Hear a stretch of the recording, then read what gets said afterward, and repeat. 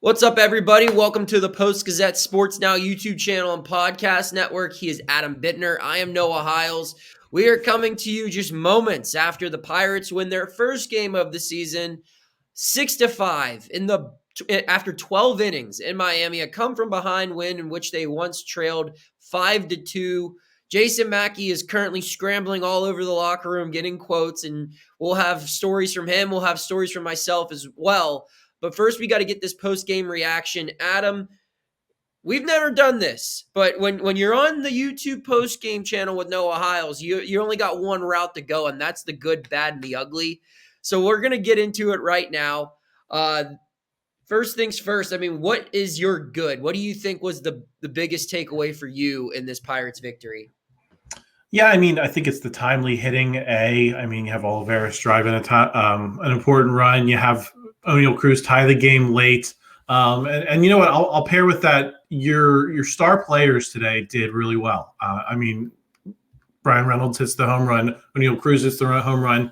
Brian Hayes is on base a bunch. Those are the guys that you want to see, being locked in, at the start of the season, ready to carry this team and not going into, early slumps or anything like that.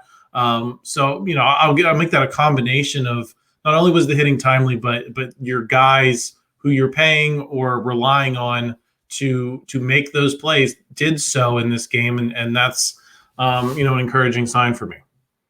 Yeah. That's the sign of a good baseball team. I'm not going to overreact and say that that's exactly what this club is. We're one game in. It's a little too early to figure that out. But coming up and relying on your best hitters to come up in big situations, that's how you win consistently. So, especially because I think this game was emblematic of what the season's going to be like. I think there's going to be a lot of tight games. I think this is a team that's going to exist at the margins, and that means you're going to have to get the timely hits. That means you're going to have your big guns, come up with the hits that win games. And there's not going to be a whole lot of 5-1 games, I don't think, this season, anything like that. So I think that's what encouraged me the most, is that I really don't think this team is that good.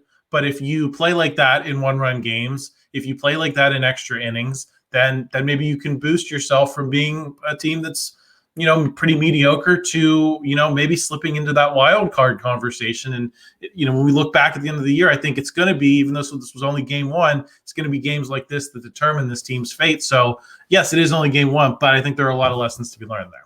I completely agree. And the other element, I think, to those close games and what can make the difference between a 75-win team and an 85-win team is bullpen performance. And the bullpen was phenomenal today. What is it here? 6 2/3, or 6 1/3, scoreless innings of relief. It was a full-on committee performance. Fleming, Stratton, Baraki, Chapman, Ortiz, and then Jose Hernandez, a guy who wasn't even on the opening day roster, got on because Jose Contreras went on the bereavement list, or the paternity list, what a story there for so many different guys to step up without David Bednar being available, which we'll get into later in the show. But you see guys like Stratton, who, worked hard to make the team come in and make a big performance. Josh Fleming getting that big ground ball there to end the sixth was huge. Aroldis Chapman, dominant ninth inning performance. And then Luis Ortiz is probably the game's unsung hero here. And there are a lot of them to be mentioned, but 2 scoreless innings of relief in the 11th and the 10th and the 11th, where, this is a guy who comes in and he's got a runner in scoring position, and for him to hold strong for back-to-back innings, get double play balls, not even allow a hit. He allowed 2 base runners. They were both intentional walks. So very good on him. And then Jose Hernandez to hang on, just flawless execution for the Bucco bullpen. And like you said, Adam, in addition to being a team that needs to play good defense and have timely hits, the bullpen's going to have to carry this pitching staff, especially early on, until some of the younger guys who are rookies right now, like Jared Jones, or guys who aren't up in the big leagues yet, like Paul Skeens, are finding themselves. So that's a very good sign early on. What's a bad takeaway from you here today? I think you would have liked to see more out of Mitch Keller today after the contract extension, a little more length. I think you can live with 4 runs if you're getting out of the sixth or getting into the seventh, something like that. But the combination, he just wasn't very efficient, and he's now the only guy in this rotation that I think you really know what you have, and so that's why he got $77 million in the offseason. So this is a little bit of a down note to start things on. I'm not panicking or anything yet. We did see the velocity tick down a little bit at points in the spring. So, can he rebound? I think that's going to be important. You don't want him to get, because we've seen what happens when Mitch Keller gets in his head a little bit, right? Is that you have these good starts, bad starts. And that's the Mitch Keller you hoped to put in the past last season. I think that's going to, put a lot of emphasis on next time out, do a little bit better. It's opening day, so on some level, it is what it is. But you would have liked to see more. Yeah, for my bat, I'm just gonna go with base running. The little league coaches tell you what, you never make your first or your third out at home plate. In the Pirates, they made 2 outs at home plate in extra innings. And can I necessarily blame them at the same time, Adam? I mean, while yes, if you're watching this baseball game with no context, those runners were dead to rights in both situations.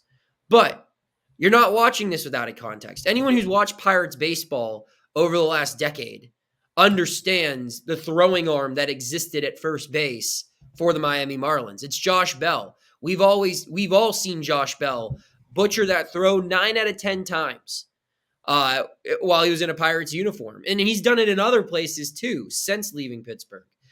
So I get why that's on the scouting report. That was probably something that was talked about heading into extra innings. Hey, anything to first base, we're making him make a play. And to his credit, I mean, Josh Bell had 3 assists today. He leads all of Major League Baseball just one game through. But man, that's tough. That's tough. If this is a game that they were to lose, you're looking at Henry Davis getting thrown out at home. You're looking at Michael A. Taylor getting thrown out at home on 2 pretty routine. Davis was on the air, but he was really late to third, and then Michael Taylor getting thrown out on a very routine play. I mean, those are costly mistakes that, again, they probably only make against the Marlins because they're testing Bell, but still not great. You don't want to see that. So we'll move on now to the ugly as we get to the final portion of the show. What's the ugly takeaway from you or from today's game for you, Adam? I'm going to take the layup there, Noah, and say David Bednar not being available there for the save. Jose Hernandez steps up, good for him. But as Greg Brown was pointing out on the telecast, he wasn't even supposed to be on the team. It wasn't until Roansy Contreras had to leave for paternity leave that Jose Hernandez gets added to the roster. So to have to go to that guy in that situation is less than ideal when you haven't deployed your closer yet. So, you got to hope, especially referencing, earlier in the video when we talked about the margins and how important the bullpen is going to be. He's a guy that you don't want to be without for any length of time. I think if it's not an extra inning game, you can kind of scheme around things to keep a guy like Jose Hernandez out of that high leverage situation. You can deploy, Aroldis Chapman to protect a lead maybe later on in the game. But for now, he's an important player for this team, so you want to see him be back soon. Yeah, I completely agree. I mean, that does change the outlook of the season if he's not going to be available, and we're waiting to find out as of the time we're recording to see what's going on there. My ugly, I'll flip it over to the other team, was the Miami Marlins after Jesus Luzardo exited the game. I mean, this guy was lights out. With the exception of one bad pitch to Brian Reynolds. I mean, he goes 5 innings. 2 hits, 2 earned runs, 2 walks, 8 strikeouts.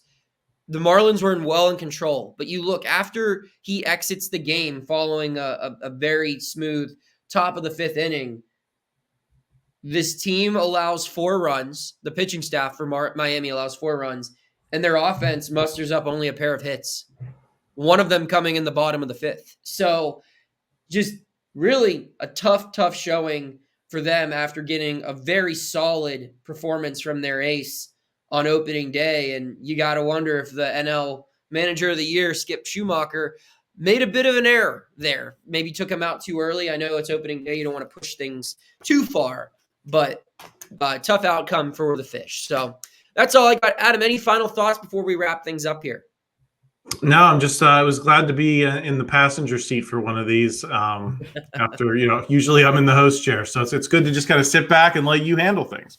Yeah, man, that's what I'm here to do. All right, so that's all we got for today. Again, check out our coverage from opening day at post-gazette.com. Jason Mackey's down in Miami right now. He'll have a couple of stories on this win, as will I. I'll have a sidebar coming out later tonight, and you can check out all of our analysis and coverage on all of Pittsburgh sports at the Pittsburgh Post-Gazette Sports Now YouTube channel and podcast network. He's Adam Bittner.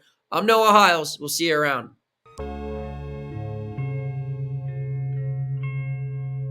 Thank you for checking out this content from Post-Gazette Sports. If you watch this video on YouTube, please like the video and subscribe to our channel. For all of the sports coverage the Post-Gazette has to offer, visit post-gazette.com.